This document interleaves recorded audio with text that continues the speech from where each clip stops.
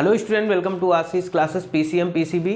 तो बच्चों, आज का हमारा टॉपिक है न्यूक्लिक एसिड। तो न्यूक्लिक एसिड की सबसे पहले हम बात कर लेते हैं कि न्यूक्लिक एसिड की डिस्कवरी किसने की थी।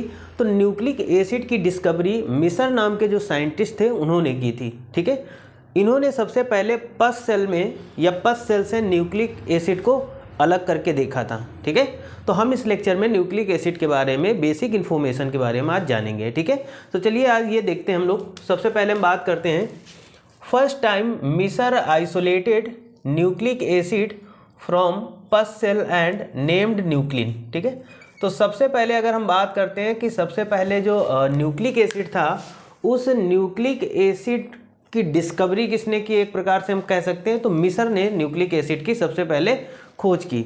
और इन्होंने कहाँ से न्यूक्लिक एसिड सबसे पहले निकाला, तो इन्होंने जो पस सेल होती है, पस मतलब जो मवाद होता है, उसकी जो सेल्स होती है वहाँ से इन्होंने सबसे पहले न्यूक्लिक एसिड को देखा। और देखने के बाद में उन्होंने इसका नाम क्या दिया, तो इसका नाम दिया उन्होंने न्यूक्लिन।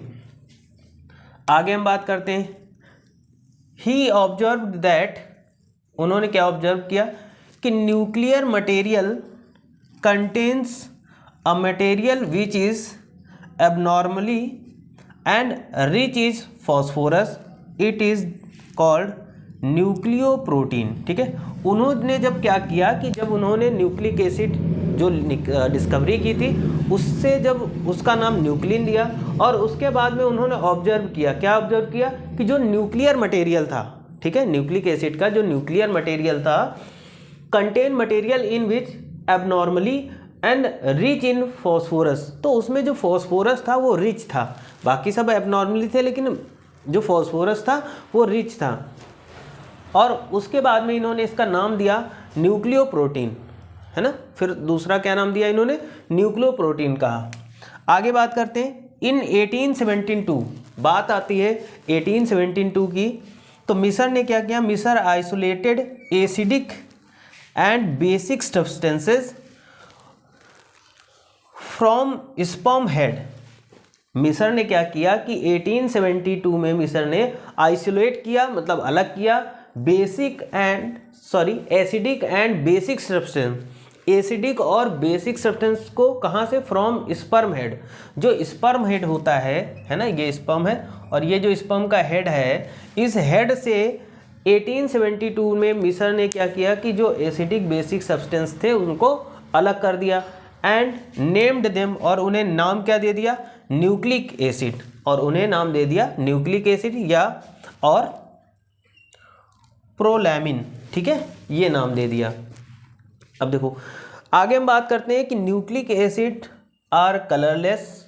न्यूक्लिक एसिड जो होते हैं बच्चों वो क्या होते हैं, कलरलेस होते हैं, and complex compound of, complex compound क्या क्या चीज़ें पाई जाएंगी, तो carbon, hydrogen, nitrogen, oxygen and phosphorus, इतनी चीज़ें न्यूक्लिक एसिड में पाई जाती हैं। They are acidic in nature. अगर हम न्यूक्लिक एसिड की बात कर लेते हैं तो इनका नेचर कैसा होता है, तो इनका जो नेचर होता है वो एसिडिक होता है। आगे हम बात करते हैं, यहाँ पर थोड़ा सा इधर जान लेते हैं कि न्यूक्लिक एसिड्स के टाइप कितने होते हैं।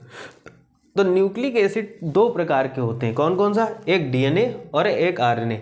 डीएनए का फुल फॉर्म होता है डीऑक्सीराइबोज न्यूक्लिक एसिड, है ना, और आरएनए का फुल फॉर्म होता है राइबोज न्यूक्लिक एसिड, क्योंकि इसमें डीऑक्सीराइबोज शुगर पाई जाती है और आरएनए में राइबोज शुगर पाई जाती है। ठीक है, अब बात करते हैं हम component of nucleic acid. Nucleic acid के कंपोनेंट कौन कौन से होते हैं, तो हम बात करेंगे सबसे पहले फॉस्फोरिक एसिड, है ना, न्यूक्लिक एसिड में फॉस्फोरिक एसिड पाया जाएगा।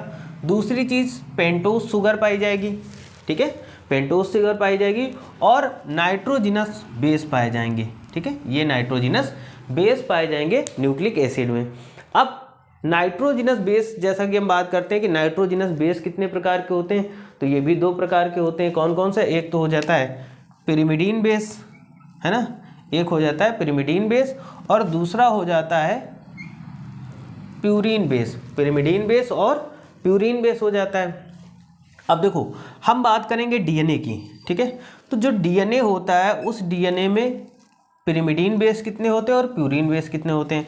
तो डीएनए की बात करते हैं, पिरिमिडीन बेस होता है हमारा साइटोसिन, जिसको हम लोग सी से रिप्रेजेंट करते हैं, और थाइमिन, जिसको हम लोग T से रिप्रेजेंट करते हैं। उसके बाद में उसी DNA में प्यूरिन बेस कितने होते हैं, तो ये भी 2 होते हैं। एक तो होता है एडेनिन जिसे हम लोग A से रिप्रेजेंट करते हैं, और दूसरा होता है ग्वानिन जिसे हम लोग G से रिप्रेजेंट करते हैं। ठीक है, वैसे ही हम RNA की बात कर लेते हैं। तो RNA में जो पिरिमिडीन बेस होंगे वो कौन कौन सा होता है, साइटोसिन और यूरेसिल।